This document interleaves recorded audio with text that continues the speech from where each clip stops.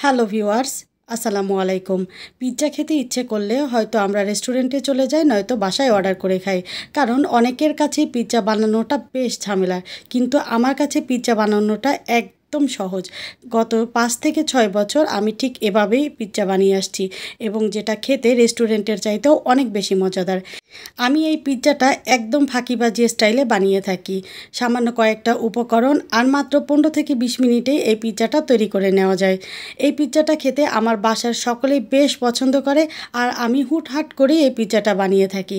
দেখেন পিৎজাটা কতটা লোভনীয় হয়েছে, আর এটা একদম চিজে ভরপুর।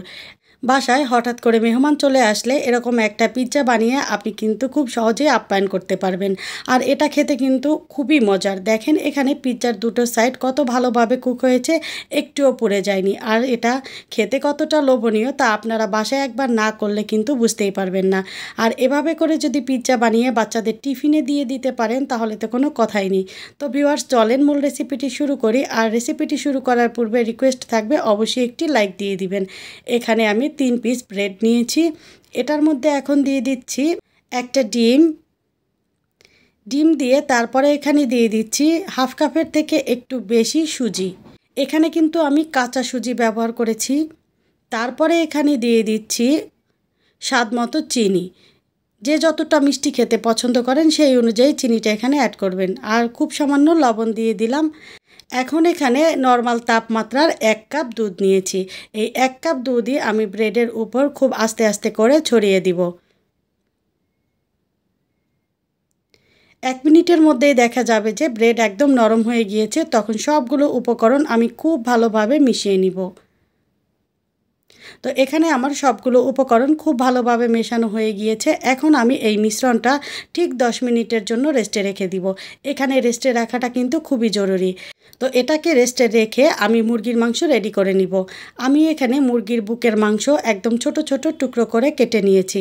খুব ভালোভাবে ধুয়ে পরিষ্কার করে নিয়েছি। এখন এখানে দিচ্ছি 1 চা চামচের 3 ভাগের 1 ভাগ লবণ, আধা চা চামচ মরিচের গুঁড়ো, 1 চা চামচের 4 ভাগের 1 ভাগ ধনিয়ার গুঁড়ো দিচ্ছি, 1 চা চামচের 4 ভাগের 1 ভাগ ভাজা জিরার গুঁড়ো এবং কালো গোলমরিচ।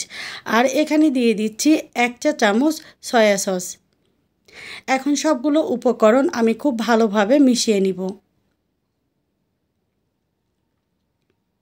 মেশানো হয়ে গেলে এখন আমি এখানে দিয়ে দিচ্ছি 1 চা চামচের একটু বেশি আদা এবং রসুন বাটা। আদা এবং রসুন বাটা দিয়ে মুরগির মাংসটাকে আরও একটু মিশিয়ে নিব। তারপরে এটাকে আমি 5 মিনিটের জন্য রেস্টে রেখে দিব। যদি হাতে সময় না থাকে তাহলে রেস্টে না রাখলেও চলবে। তো 5 মিনিট পরে আমি চলে এলাম চুলায়। চুলায় একটা প্যানে আমি অল্প পরিমাণে সাদা তেল দিয়ে দিচ্ছি। তেলটা ভালোভাবে গরম হয়ে এলে এখন আমি এখানে দিয়ে দিচ্ছি আগে থেকে ম্যারিনেট করে রাখা মুরগির মাংস। মুরগির মাংসটা দিয়ে চুলার আঁচ মিডিয়ামে রেখে তারপরে আমি মুরগির মাংসটা 5 থেকে 6 মিনিট ভেজে নিব। এর মধ্যে কিন্তু মুরগির মাংসটা রান্না করা হয়ে যাবে। আর এই সময়ে মুরগির মাংস থেকে কিছুটা পানি বের হবে। এখানে কিন্তু আর এক্সট্রা কোনো পানি অ্যাড করার প্রয়োজন নেই।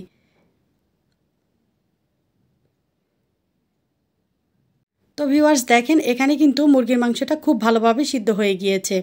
এখন মুরগির মাংসটা আমি একটা পাত্রে তুলে নিব। আর এইদিকে আমার মিশ্রণটাও একদম রেডি। এখন এই মিশ্রণটা আমি মুরগির মাংসটা যে পাত্রে রান্না করেছি সেই পাত্রেই দিয়ে দিচ্ছি। এই মুহূর্তে কিন্তু চুলাটা অফ আছে। এখন পুরো মিশ্রণটা ঢেলে নিয়ে তারপর একটা স্প্যাচুলা দিয়ে আমি মিশ্রণটা খুব ভালোভাবে সমান করে সেট করে নিব, যেন কোথাও উঁচু নিচু না হয় বা কম বেশি না হয়। একটু সুন্দর করে সাবধানে কাজটা করতে হবে। তো একদম ভালোভাবে সেট করা হয়ে গেলে এখন আমি প্যানটাকে ঢেকে দিব। আর চুলার আঁচটাকে মিডিয়ামে রেখে 5 থেকে 7 মিনিটের মতো এই পিৎজা ব্রেডটাকে রান্না করে নিব। তো 7 মিনিট পরে দেখেন এখানে পিৎজার একটা পাশ কিন্তু খুব ভালোভাবে কুক করা হয়ে গিয়েছে। এখন আমি পিৎজা ব্রেডটাকে উল্টে দিব। দেখেন কত সুন্দর কালার হয়েছে। এখন এখানে আমি দিয়ে দিব পরিমাণ মতো টমেটো সস। আপনাদের হাতের কাছে যদি পিৎজা সস থাকে তাহলে আপনারা সেটাও ব্যবহার করতে পারেন। টমেটো সস দিয়ে একটা চামচের সাহায্যে পিৎজা ব্রেডের চারপাশে খুব ভালোভাবে মাখিয়ে নিব।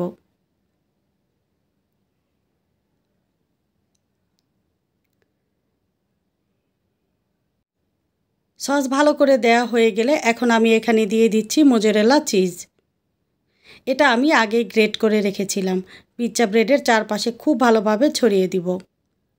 তারপরে আমি এখানে দিয়ে দিচ্ছি আগে থেকে রান্না করে রাখা মুরগির মাংস।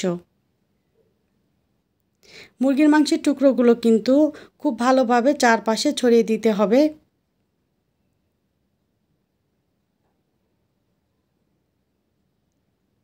এখন আমি এখানে দিয়ে দিচ্ছি কয়েক টুকরো টমেটোর স্লাইস। আমার কাছে ক্যাপসিকাম ছিল না, তাই আমি এখানে টমেটোর স্লাইস ব্যবহার করেছি। আপনাদের কাছে ক্যাপসিকাম থাকলে অবশ্যই সেটা ব্যবহার করবেন।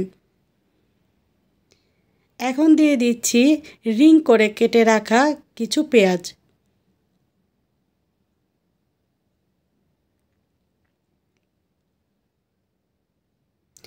এখন উপর থেকে আরও কিছুটা চিজ দিয়ে দিব। চিজের পরিমাণটা বেশি হলে কিন্তু পিৎজা খেতে ভীষণ ভালো লাগে।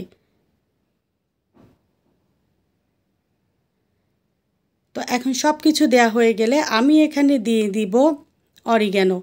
এই অরিগ্যানোটা ব্যবহার করলে কিন্তু পিৎজার ফ্লেভার এবং স্বাদ দ্বিগুণ বেড়ে যায়, সেটা আমরা সকলেই জানি।